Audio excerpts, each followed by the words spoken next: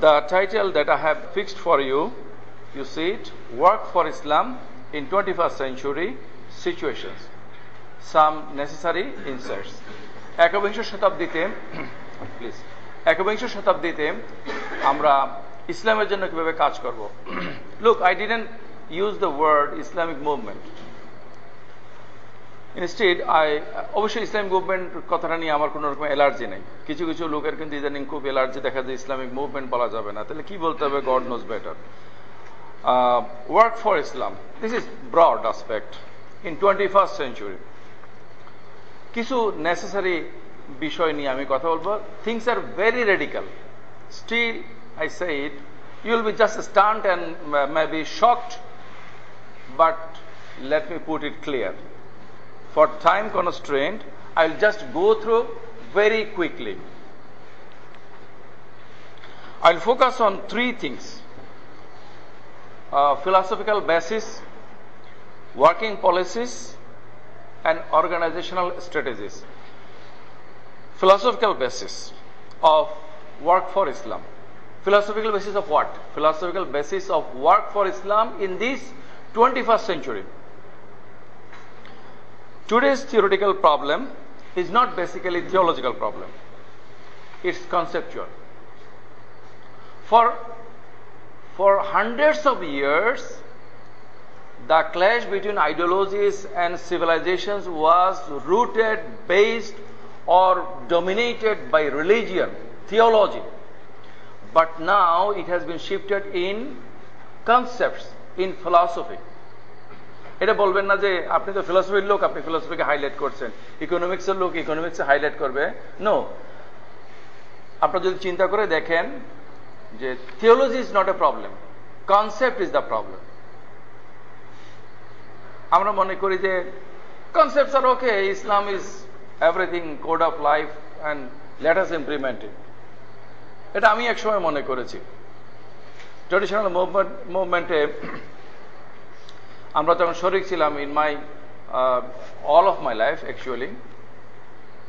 যেসব স্লোগানগুলো এখন দেওয়া হয় না, সেসব স্লোগান দিতে দিতে আমাদের গলাগুলো এভাবে বসে গেছে। হ্যাঁ, বিপ্লব বিপ্লব, ইসলামী বিপ্লব ইত্যাদি স্লোগান এখন দেওয়া হয় না, তখন কিন্তু আমরা এগুলো দিতাম। সেকেন্ড পয়েন্ট হচ্ছে continuous understanding of concept of তাওহীদ ইজ এ মাস্ট। আপনারা বলবেন যে তাওহীদের কথা তো আমরা জানি, লা ইলাহা ইল্লাল্লাহ, আল্লাহ ছাড়া কোনো ইলাহ নাই। তাওহীদের এই তো কথা হয়ে গেল। আমার এই কথাটা আমার বিভিন্ন লেখায় বারে বারে বারে বারে আমি বলেছি, যারা আমার 2-4টা লেখা পড়েছেন তারা সাথে পরিচিত, যে তাওহীদের যে একটা আকীদাগত দিক, এইটা বাংলাদেশের মধ্যে কওমি মাদ্রাসা ব্যাকগ্রাউন্ডে যারা আছে তারা, তাবলিগ জামাতের ব্যাকগ্রাউন্ড আছে যারা আছে তারা, জামাত ইসলামী এই ধরনের যারা অফশুটস আছেন, অল অফ দেম, আহলে হাদিস যারা আছেন তারা, হিজবুত তাহরির যারা এক্সট্রিমিস্ট তারা, এরা কিন্তু সবাই কিন্তু কলমার জিনিসটা জানে। তাওহীদের এই আন্ডারস্ট্যান্ডিংটা সবার কাছে ক্লিয়ার। তাহলে আমি কেন এখানে লিখলাম যে কন্টিনিউয়াস আন্ডারস্ট্যান্ডিং? তাওহীদের একটা হলো যে জিনিসটা কি, ওয়েল আল্লাহ আছেন সৃষ্টিকর্তা, তিনি রব, তিনি এটা ইত্যাদি ইত্যাদি। কিন্তু what is the practice, what is the implementation, how to follow Tawheed in our all life, in our day-to-day life, in our social life, in our economic life, in our every aspect of life. We raise slogans, Islam is solution, the panacea. Panacea বলে একটা শব্দ আছে, PANECIA, panacea মানে হচ্ছে সর্বরোগবটিকা। এটা খাবেন সব সমস্যার সমাধান, সব সমস্যার সমাধান দিতে পারে আল কোরআন। ওকে, আল কোরআনকে সামনে রাখেন, আবার সলিউশন কোথায়? Solution, no solution. We have to understand it, and that understanding should be continued. এই যে আন্ডারস্ট্যান্ডিংটা, the implementation of the concept of তাওহীদ। Tawheed didn't come for worship. The angels were enough to do worship. Men were sent here to give the leadership. They are born leader. হ্যাঁ, আমাদের ইউনিভার্সিটির এরকম অনেক টিচারদেরকে আমি খুব ঢং পাই। একজনকে ঢং পাইছে, তার নামটা বলবো না, যে সে কোরিয়া থেকে ডিগ্রি করে আসছে, বলছে স্যার আমি তো হচ্ছে ফলোয়ার। আমি বললাম যে মুসলমানদেরকে আল্লাহ তাআলা বানাইছে লিডার করে, আর আপনি বলছেন আপনি ফলোয়ার। হ্যাঁ, হাউ কাম? বাতির নিচে যে অন্ধকার থাকে, ব্লাইন্ড স্পট বলে ট্র্যাডিশনাল ইসলামিক মুভমেন্টের, সেরকম একটা ব্লাইন্ড স্পট হচ্ছে যে আত্মবিশ্বাসটা নষ্ট করে দেওয়া। You submit, you become, you do yourself humiliated, that is the demand of ইমান। কিন্তু আমরা পড়েছি যে আল্লামা ইকবাল বলেছে যে you develop your ego, your খুদি, your self, you brand your self. আমি সেটা একটা পয়েন্ট হিসেবে পরে নিয়ে আসছি। সো আন্ডারস্ট্যান্ডিং অফ তাওহীদ is very important. So understanding of তাওহীদ এটা খুব গুরুত্বপূর্ণ। মানে আমরা কি কি বেদাত করি, তাওহীদের আলোচনা হচ্ছে আমাদের এখানে সীমাবদ্ধ না, এটার আগেও অনেক আলোচনা আছে। Existence of God, theism, atheism, all this things, এবং এটার পরেও আরো অনেক আলোচনা আছে, সেগুলো কিন্তু খুব গুরুত্বপূর্ণ। এটা একটা ফিলসফিক্যাল বেসিস। 2 নম্বর পয়েন্ট। 3 নম্বর পয়েন্টটা হচ্ছে understanding Islam from life experiences, not by refuting the west. ইসলামকে বুঝতে হবে ওয়েস্টকে মানে ডিসফাংশন করে, ওয়েস্টকে মোকাবেলা করে। একটা ভুল ধারণা আমাদের মধ্যে কোনো না কোনো ভাবে ছড়িয়েছে in the name of Islamisation. অনেক বেশি তত্ত্ব আমি পড়াশোনা করেছি, কিন্তু আমি সব পড়াশোনা করে দেখেছি রবীন্দ্রনাথের সেই কথার মতো, হ্যাঁ, ঘর হইতে শুধু 2 পা ফেলিয়া, হ্যাঁ, একটি ধানের শীষের পর একটি বিন্দু শিশির। অনেক কিছু দেখেছি, কিন্তু এটা যে এত সুন্দর এটা আগে বুঝি নাই।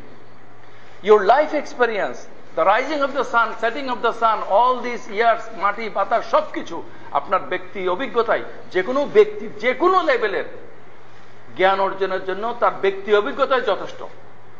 You need not to know all this western theories and philosophies and to refute them. Some experts will do ইট।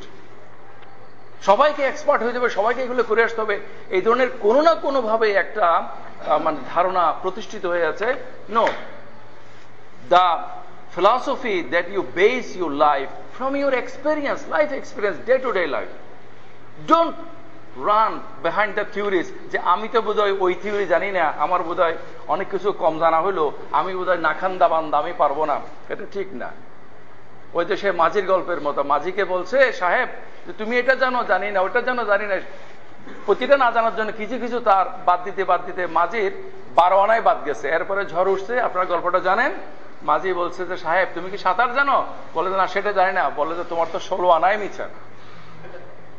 জীবন বোধ থেকে যার ইসলামটা গড়ে ওঠে নাই, ইসলামটাকে যে জীবন বোধ থেকে নিতে পারে নাই, বিভিন্ন আদর্শকে রিফিউট করে, this is not a good policy.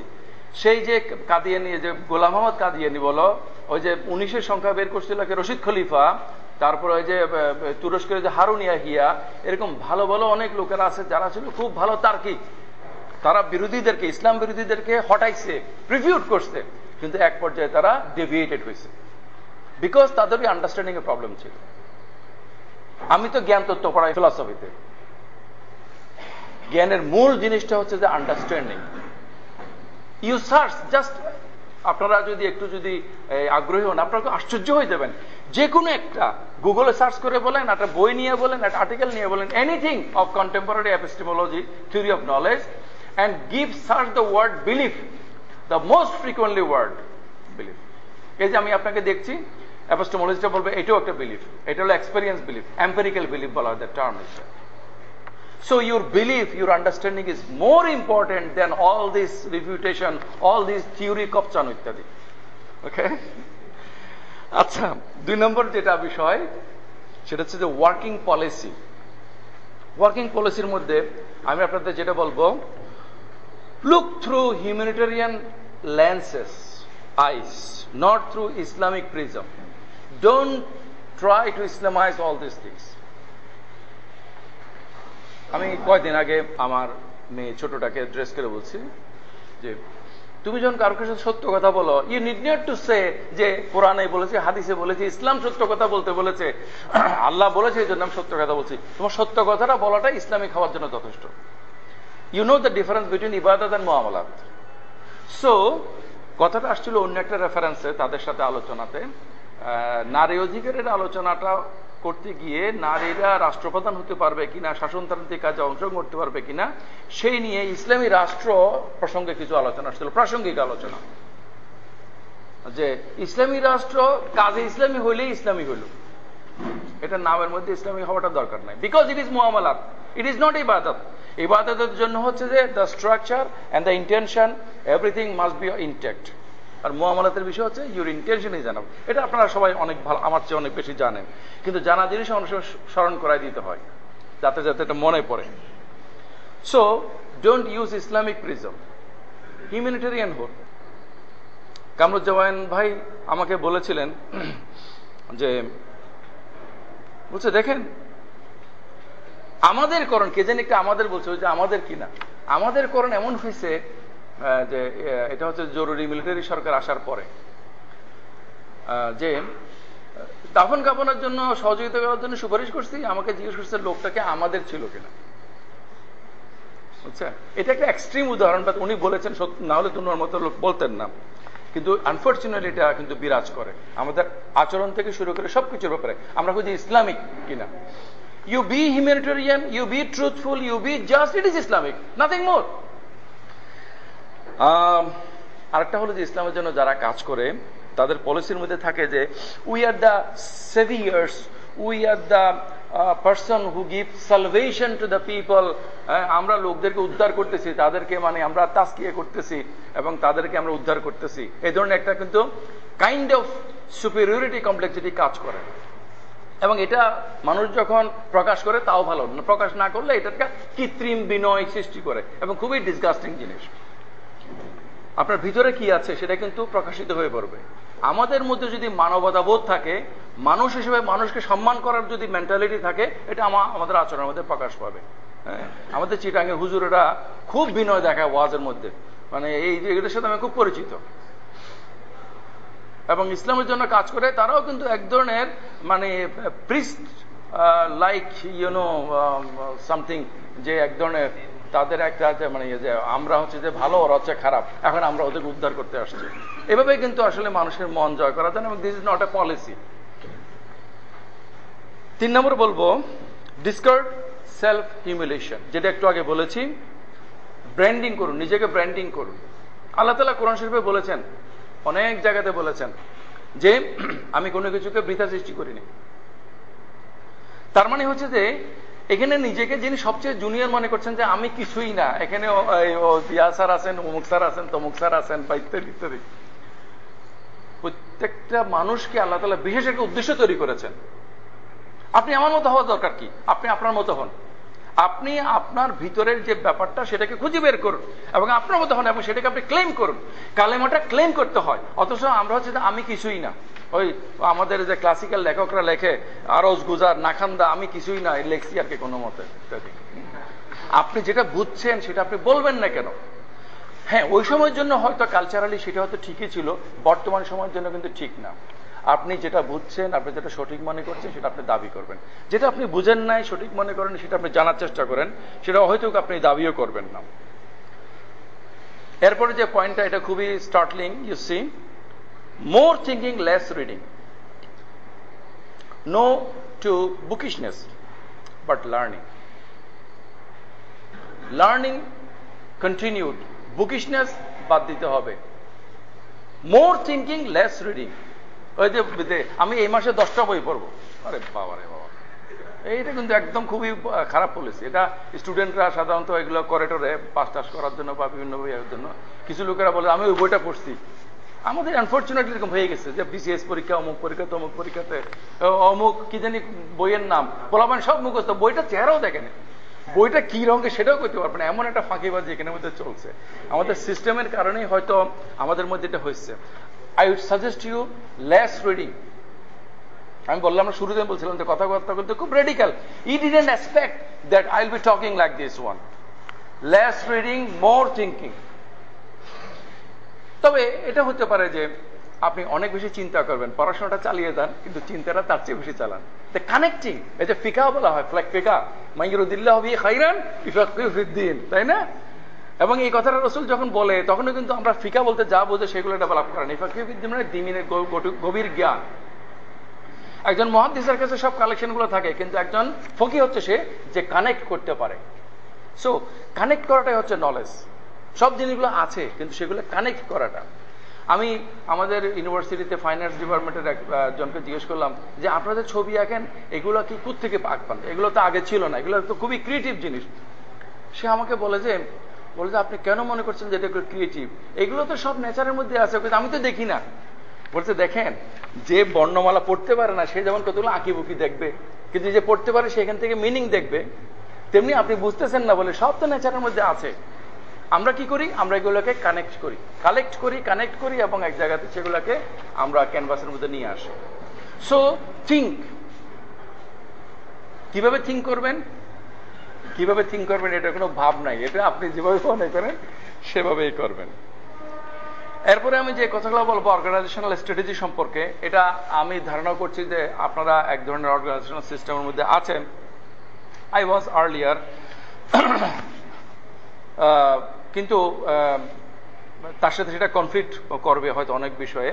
কিন্তু আপনারা যেহেতু দেখেছেন আমার কথাগুলো শোনার জন্য, I must say whatever I like to say to you. হিসাবটা আপনি কিভাবে করবেন? হিসাবটা কি আপনি কি করবেন যে বিশ্ব, বাংলাদেশ, ইসলাম, এখন কি করা যায় এভাবে করবেন, নাকি করবেন যে স্পেসিফিক একটা Islamic organization that you belong, সেই ক্ষেত্রে সেটা যেহেতু কোরআন হাদিস মোতাবেক ঠিক করা হয়েছে, সুতরাং সেটার আলোকে আপনি বিশ্ব, বাংলাদেশ এবং সবকিছুকে কিভাবে দেখতে পারেন। দুটো কিন্তু সম্পূর্ণ ভিন্ন, বিপরীত দৃষ্টিভঙ্গি। I suggest you very straight, you just think about Islam. এক পাশে রাখবেন বিশ্ব পরিস্থিতি, আর এক পাশে রাখবেন বাংলাদেশ পরিস্থিতি। Because you are born in Bangladesh, you are destined for Bangladesh. আপনি যত বিদেশে যান না কেন, আপনি বাঙালি খাবার খাবেন, লুঙ্গি না পড়লে আপনার রাত্রে ঘুম আসবে না, ভাত না গেলে আপনার মাথা ঠিক থাকবে না, হচ্ছে বাংলা ভাষায় ব্লগের মধ্যে না দেখলে আপনার মানে দেশ উদ্ধার হবে না, হ্যাঁ, ইত্যাদি। আপনি যদি বাংলাদেশের জন্য ডেস্টাইন, তো বাংলাদেশটা গ্লোবাল ভিলেজ সিস্টেমে কিন্তু বিশ্বের বাইরে না, সেগুলোকে আপনাকে ওয়াচে রাখতে হবে। কিন্তু তার মানে হচ্ছে যে একই বিতার্কে কি করতেছে, চল আমরা করি, ওই রশিদ ধানসি তিউনির সাথে কি করতেছে, চলেন আমরা করি, এগুলো না। বরঞ্চ you need to develop a Bangladesh model, you need to develop a Bangladesh model, and you people are the most appropriate persons to contribute in the making. এটা কিন্তু হচ্ছে, সেখানে আপনারা কন্ট্রিবিউট করেন। আজকে থেকে পরবর্তী জেনারেশন 10 বছর, 15 বছর, 20 বছর, 30 বছর পরে আপনাদের পরবর্তী জীবনে আমরা থাকবো কিনা, কিন্তু মানুষ বলবে যে those people has developed all these things. ওই আইইউসির ক্যান্টিনে বসে, ওই ইউনিভার্সিটির গ্যারেজে বসে, অমুক জায়গায় কোনায় বসে ইত্যাদি তারা সেগুলো করেছে। Okay, so you need to develop a Bangladesh model, এবং সেই ক্ষেত্রে আপনাকে ওয়ার্ল্ড সিচুয়েশন, বাংলাদেশের সোশিও কালচারাল, রিলিজিয়াস আসপেক্ট, এগুলো কিন্তু খেয়াল রাখতে হবে। 2 নম্বর যে পয়েন্টটা বলবো, এটা ট্রেডিশনাল ইসলামের জন্য কাজ করে যারা, সবাই, অল দ্য অর্গানাইজেশনস সবার বিপক্ষে যায়। কিন্তু আগামী শতাব্দীতে সাস্টেইনেবল কোনো কাজ করতে গেলে এই অ্যাপ্রোচ বাদ দিয়ে নতুন অ্যাপ্রোচ আসতে হবে। সবাই কিভাবে কাজ করে? Top down approach. আমাদেরকে বটম আপ অ্যাপ্রোচে কাজ করতে হবে। আপনারা তো সবাই এখানে জানেন টপ ডাউন এবং বটম আপ অ্যাপ্রোচ কি।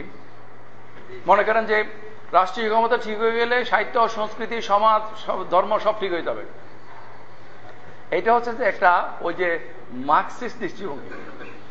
মানুষের সকল পরিবর্তনের মধ্যে যে 4-5টা জিনিস সবসময় থাকে, অর্থনীতি তার মধ্যে একটা।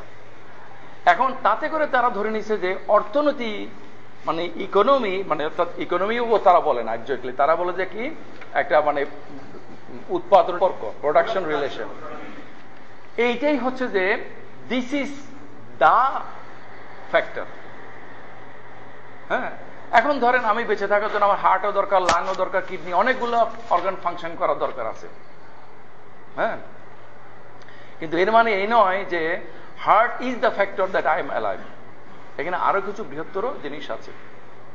মনে করা হয়েছে যে ক্ষমতা দখল করে ফেললে, ক্ষমতা তো আপনারা দখল করছেন, আপনারা কি করতে পারছেন? আপনারা আউযুবিল্লাহ বিসমিল্লাহ পরে অজু কালাম শুরু করে আস্তে আস্তে শেষ। আর বর্তমানে যারা আছে তারা সরকারে আসার 1 বছরের মধ্যে শিক্ষানীতি কায়েম করে ফেলছে, কমিশন গঠন করে রিপোর্ট বের করে কায়েম করে ফেলছে। হ্যাঁ, ওই যে তত্ত্বাবধায়ক সরকার হয়েছিল লতিফুর রহমান, সে আগে থেকে সব ঠিকঠাক করে নিছে, সে সাইন করছে, তত্ত্বাবধায়ক সরকারের প্রধান হিসেবে পকেট থেকে লিস্টি বের করে এরে ট্রান্সফার ওরে ট্রান্সফার দুনিয়া কেমন করে দিচ্ছে। হ্যাঁ, এগুলো সব প্রস্তুতি থাকে যে ট্রাম্প যে জিতছে কাকে কি করবে সবগুলো ঠিক করা আছে। So you need to work from bottom level. উপরেরটা ঠিক হইলে সব ঠিক হয়ে যাবে সেটা না, এগুলো কিন্তু আলাদা আলাদা। এরপরে আমি যেটা বলবো সেটা আরো আশ্চর্যজনক লাগবে আপনাদের কাছে।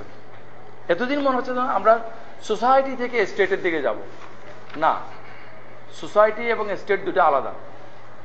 স্টেট যখন থাকবে, মনে করেন ইসলামী রাষ্ট্র হইল, সামাজিক লেভেলে কাজগুলো কি হবে? ইসলামী রাষ্ট্র যে ঠিক এটা দেখানো, না ব্যাপারে মানে ডোল বাজানো যে ইসলামী রাষ্ট্র ঠিক, মন্ত্রী এটা কইছে ঠিক, সরকার এটা কইছে ঠিক, এভাবে ইসলাম কায়েম হচ্ছে, এভাবে ইসলাম কায়েম হচ্ছে, কায়েম হচ্ছে, তাহলে তো হবে না। অপোজিশন লাগবে, লাগবে কি না? নিশ্চয়ই লাগবে, হক পথে থাকার জন্য। এটা পাশ্চাত্যের প্রেক্ষাপট বাদেই দেন না কেন। সোসাইটি এক জিনিস, স্টেট এক জিনিস। সোসাইটির মধ্যে এমন সো মেনি আসপেক্টস এলিমেন্টস আছে যেগুলা কইরে আপনি জীবন শেষ করতে পারবেন না। অথচ রানিং ফর স্টেট পাওয়ার পাইলে যেন এক সোনার পাথর বাটি এটা দিয়ে বোধহয় সবকিছু ঠিক করে ফেলবে। এরপরে আসেন 100 বছর আগে মৌলানা মওদুদী যখন ইসলামী আন্দোলনের এই ধারণাটা জগতে প্রতিষ্ঠিত করে, প্রতিষ্ঠাতা কয়েকজনের মধ্যে 2-3 জনের মধ্যে উনি একজন। তো তখন জগতে যে পরিস্থিতিটা ছিল, এখন 100 বছর পরে সেই পরিস্থিতিটা নাই। তখন কি পরিস্থিতি ছিল? তখন ছিল চারিদিকে একনায়কত্বের জয় জয়কার। জার্মানিতে হিটলার, ইটালিতে মুসোলিনি, তারপরে ব্রিটেনের মধ্যে তখনও কনস্টিটিউশনাল মোনার্কি অনেক শক্তিশালী, চায়না কমিউনিজম, রাশিয়া কমিউনিজম। এখন ওনার ওই যে একটি সত্যনিষ্ঠ দলের প্রয়োজন যে বইটা ছোট, ওটার মধ্যে যদি পড়েন দেখবেন যে উনি বলছেন যে বাতিল মতাদর্শের জন্য যদি এরকম জানবাজ লোক হয় এবং তারা যদি এত সফলতা অর্জন করে, ইসলামের জন্য যদি এরকম কর্মী বাহিনী তৈরি করে, ইসলাম নিশ্চয় বিজয় হবে। That is very innocent idea. It was right for the primary level, but it is wrong for this advanced level. এখন শুরুর জন্য একটা বাচ্চা দরকার, একটা জাইগোট দরকার, একটা সেল দরকার। কিন্তু এটা যদি আজীবনে যদি এখানে থেকে যায় তাহলে কিন্তু এটা কিন্তু একটা প্রবলেম, এটা কিন্তু একটা মেল ডেভেলপমেন্ট। এটা এটা এটা কিন্তু ডেভেলপ হইতে হবে। তাহলে ওনারা প্রথমে যে বলে ঠিক করেছেন যে আমরা একটা শক্তি অর্জন করব, শক্তি অর্জন করবেন, তারপরে কি হবে? শক্তি অর্জন করবেন, তারপরে কি হবে? শক্তি অর্জন করবেন। I am lucky enough that I have met so many learned persons in my life. একজনের কথা তো বললাম। The another one, Mir Kasem Ali. Mir Kasem Ali সাহেব আমার বাসায় ভিজিট করছিলেন, কারণ ওনার মেয়ে বিয়ে দিয়েছিলেন আমাদের টিচারের কাছে। যে পুরো বাংলাদেশ চালায় যেসব সাংস্কৃতিক কর্মীরা গণমাধ্যমে, তাদের সংখ্যা অল টোটাল 103 হবে। এই 100-300 মানুষ পুরো বাংলাদেশটাকে আমরা যা কিছু করতেছি সব বরবাদ করে দিচ্ছে। এই 300 মানুষ আপনি কিভাবে তৈরি করবেন? এই 300 মানুষ তৈরি তারা একদিনে করতে পারেনি। কিভাবে হচ্ছে? যে আমাদের সমাজে এখনো ইসলাম কিন্তু মেইন স্ট্রিম। আপনি মাইক লাগিয়ে ওয়াজ করেন, কেউ কিছু কইবে না, যাই করেন না কেন। এরা সমাজের মূলধারা থেকে বিতাড়িত হইয়া আপনার বাড়ির মধ্যে জায়গা না পাইয়া ও কোনায় গিয়ে জঙ্গলের মধ্যে গিয়া কুড়েঘর তুলছে, তারপরে বাড়াইছে, তারপরে বাড়াইছে, পেরিফেরি গুলো সব দখল করছে। একদিন আপনি ঘুমোতে উঠে দেখেন যে ইউ আর ঘের out by them, you are ঘের out by them, you are যে আপনি আপনার সবকে আপনার কানের মানে সবকিছুতে তারা নিয়ে ফেলছে। হ্যাঁ, সুতরাং সমাজের মূলধারা না হওয়া, সমাজের থেকে নানা ধরনের যে মানে ব্যাড ট্রিটমেন্ট গুলো পাওয়া, এগুলো কিন্তু আল্লাহর একটা রহমত। তো তাহলে আপনি দেখেন যে আজকের সমাজে রাষ্ট্র, 100 বছর আগে রাষ্ট্র ক্ষমতা যারা চালাইতো তারা জনগণের সবকিছুকে নিয়ন্ত্রণ করত। এখন আপনি দেখেন মিডিয়া একটা নিয়ন্ত্রণকারী প্রতিষ্ঠান, কর্পোরেট একটা নিয়ন্ত্রণকারী প্রতিষ্ঠান, বিভিন্ন সোশ্যাল মিডিয়া সেগুলো কিন্তু একটা নিয়ন্ত্রণকারী প্রতিষ্ঠান। অনেক নিয়ন্ত্রণকারী প্রতিষ্ঠান চলে আসছে যেগুলো মানুষের জীবনকে নিয়ন্ত্রণ করে। রাষ্ট্র এখন কিন্তু ততটা নিয়ন্ত্রণ করে না। আপনি বলেন যে আপনার কাছ থেকে ওই যে জিনিসের যে কি ভ্যাট নিচ্ছে, তার মানে রাষ্ট্র পৌঁছে গেছে সেটা না, সে শুধুমাত্র টাকাটা নিচ্ছে, আপনাকে কিছু করতে পারতেছে না। এবং রাষ্ট্র নিজেও কিন্তু বড় বড় এগুলোর উপর নির্ভরশীল, সেগুলোতে আপনারা ঢুকতে পারেন, সেগুলো আপনারা কাজ করতে পারেন। সুতরাং রাষ্ট্র ক্ষমতা পাবো আর আমরা সব উতরাই ফেলবো, এটা হচ্ছে যে ওই ইয়াদের একটা থিওরি। শিয়ারা শিয়ারা মনে করে না যে ইমাম মাহদি আসবে, না সরি কি জানি, তাদের 12 ইমাম আসবে, আয়সা তাদেরকে সব উদ্ধার করে ফেলবে। আচ্ছা, এই জন্য তারা করতে গিয়ে শাহকে কোন রকম ইয়ে করতো না। বেলায়েতে ফকি যে তত্ত্বটা ইমাম খোমেনি দিছে, যে ফকিরা হচ্ছে যে বেলায়েত প্রাপ্ত, ইমামত যদি ইমামতের জন্য খাস, আমরা বেলায়েত প্রাপ্ত, সুতরাং আমাদের কথার বাইরে কোনো রাষ্ট্র চলতে পারবে না। এই তো কনফ্লিক্ট লাগলো। তো সো আপনারা ইমামত নাই পান, বেলায়েত অর্জন করার চেষ্টা করেন। আচ্ছা, তারপরে কথাটা বলবো, এটা তো বলতে ভয় লাগতেছে। No center but personal initiatives. একটা সেন্ট্রাল অর্গানাইজেশন হবে, তারা সবকিছুকে নিয়ন্ত্রণ করবে। সেন্টার, একটা সেন্টার করবেন। আচ্ছা, মনে করেন একটা কালচারাল ওয়ার্ক, কালচারাল ওয়ার্কের অনুমোদন কে দিবে? Central body. তো সেন্ট্রাল বডি যদি কালচারাল মাইন্ডেড না হয়, কেন সে আপনাকে অনুমোদনটা দিবে? আচ্ছা, তারপরে আপনি মনে করেন যে একটা দিনই কাজ করবেন, এখন সেন্ট্রাল বডিতে আমার মতো এরকম মানে খুব মানে মুখ চালু লোক যদি থাকে, যে হলো যে মাদ্রাসা শিক্ষিত না, এটা বলতে সিম্পেথিও নাই, কিন্তু এরকম মেন্টালিটি আছে, হ্যাঁ, সুতরাং কোনো সেন্টার নয়, সোশ্যাল ওয়ার্কের কোনো সেন্টার থাকবে না। আপনারা একটা জিনিস খেয়াল রাখবেন, এখানে আমি পরে কোথায় লিখেছি আগে বলে ফেলি, অ্যাডমিনিস্ট্রেটিভ সেট আপ এবং সোশ্যাল অর্গানাইজেশন সেট আপ যেটা কিন্তু আলাদা। অ্যাডমিনিস্ট্রেটিভ সেট আপে কিন্তু hierarchy is a must, centre is a must. বলছে 3 জন ব্যক্তি যদি সফর করে একজন আমির হবে, কিন্তু সোশ্যাল কাজ, আইডিওলজিক্যাল কাজের জন্য কিন্তু আমরা দাওয়াতি কাজ করবো, উনি আগে বলবেন, এই যে তাবলিগি লোকেরা যেটা করে, হ্যাঁ, এটা কিন্তু ঠিক না। এখানে কোনো সেন্টার থাকবে না। তাহলে কিভাবে চলবে? আপনারা যারা এখানে সিইসির লোক আছেন, TII এর লোক আছেন, আপনারা জানেন বর্তমানে কিন্তু এই যে গুগলের সেন্টার কোথায়? একটা অফিস আছে ভোটারকে, কোনো কারণে অফিসটা যদি ভাঙ্গেও পড়ে, গুগল কিন্তু বন্ধ হবে না, কারণ ক্লাউড সার্ভার সিস্টেমের কারণে পুরো দুনিয়া জুড়ে এটার নেটওয়ার্ক হচ্ছে। সো বর্তমানে যে কাজটা হবে, সেই কাজটা হবে ব্যক্তি উদ্যোগ নির্ভর। এই যে আপনারা তো বলছেন যে আমাদের কমিটি করা দরকার, আমাদের ওয়েবসাইট করা দরকার, আমাদের কিছু একটা করলেই একটা ফর্মাল একটা স্ট্রাকচার করার একটা কথাবার্তা চলে আসে। Structure is good, but the proportionate between structure and inspiration should be such that inspiration is always high than the level of structure. দেখেন, সামান্য এস্টাবলিশমেন্ট নিয়ে ইউনিভার্সিটিতে জয়েন করছে, এখন আর ইসলামী আন্দোলন করে না, ইউনিভার্সিটি জয়েন করছে, ইউনিভার্সিটি টিচার। আর দেখবেন যে ইউনিভার্সিটির অনেক বড় professor don't bother for all this things working. ও তার এস্টাবলিশমেন্টটাকে হজম করতে পারে না, আর উনি যিনি অনেক সিনিয়র অবস্থাতে কাজ করছেন, এস্টাবলিশমেন্টকে সে কাজে লাগাচ্ছে, এস্টাবলিশমেন্ট তাকে গিলতে পারে না। সো আপনারা স্ট্রাকচার করবেন, স্ট্রাকচার গড়ে উঠুক, লেট ইট ডেভেলপ। আগে ভাগে স্ট্রাকচার করতে যাবেন না, ইনস্পিরেশনটা বেশি রাখবেন। এই ব্যাপারে লাস্ট কথা হচ্ছে যে ইউনিট করে, সাংগঠনিক ইউনিট, যে কোনো একটা কাজের জন্য ইউনিট, যেমন আপনারা এটা করেছেন, কি নাম জানি, এটা এখানে IUC বেস, তাই না? CSS চিটা ইউনিভার্সিটিতে আমি যেহেতু চাকরি করি, সেখানে থাকি, এটা বেস আছে। যখন স্ট্রাকচার করা হয়, রাজনৈতিক সংগঠন, ধর্মীয় সংগঠন, দাওয়াতি সংগঠন, যেই সংগঠনই বলুন না কেন, এলাকা বেস সংগঠন করে। ভবিষ্যতে যারা কাজ করবেন, তারা ইউনিটগুলো করার ক্ষেত্রে আপনারা লোকালিটিটা দেখবেনই, সাথে সাথে মেন্টালিটিটাকেও দেখবেন বা দেখতে হবে, এগুলো আপনাদের ভবিষ্যতে কাজে লাগবে। লাস্ট কথা হলো যে ইসলামকে একটা ব্র্যান্ড হিসেবে এস্টাবলিশ করতে হবে, নট অ্যাজ এ রিলিজিয়ন। বুঝছেন? একটা অদ্ভুত কথা আমাদের খুব জ্ঞানী গুণ লোকেরা বলে, ইসলাম এমন একটা ধর্ম যেটার মধ্যে রাজনীতি আছে, সমাজ আছে, সংস্কৃতি আছে, মারামারি আছে, সবকিছু আছে। এটা হলো যে এমন একটা মহিলা যে পুরুষের কাজও করে, বাচ্চাদের কাজও করে, সে সবার কাজই করে। এইটা তো একটা সোনার পাথর বাটির মতো একটা অদ্ভুত ব্যাপার। Religion has some specific thing, it has some potential, it has some limitation. Is Islam, it has religion in its core. If I give example of my body, you can say this organic theory, okay? My head is a small part of in my body, but very important, or the most important one. Religion is like this. তাহলে ইসলামকে একটা বড় জোর আপনি একটা ideology হিসেবে plan করতে পারেন। সবচেয়ে ভালো যে Islam is Islam, Islam what, Islam is ইসলাম।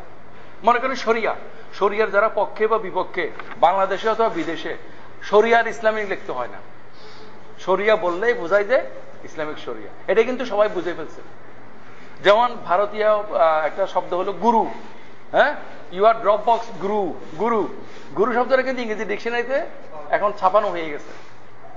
তাহলে ইসলামটা একটা ব্র্যান্ড হিসেবে ছাপানো হয়ে যাক।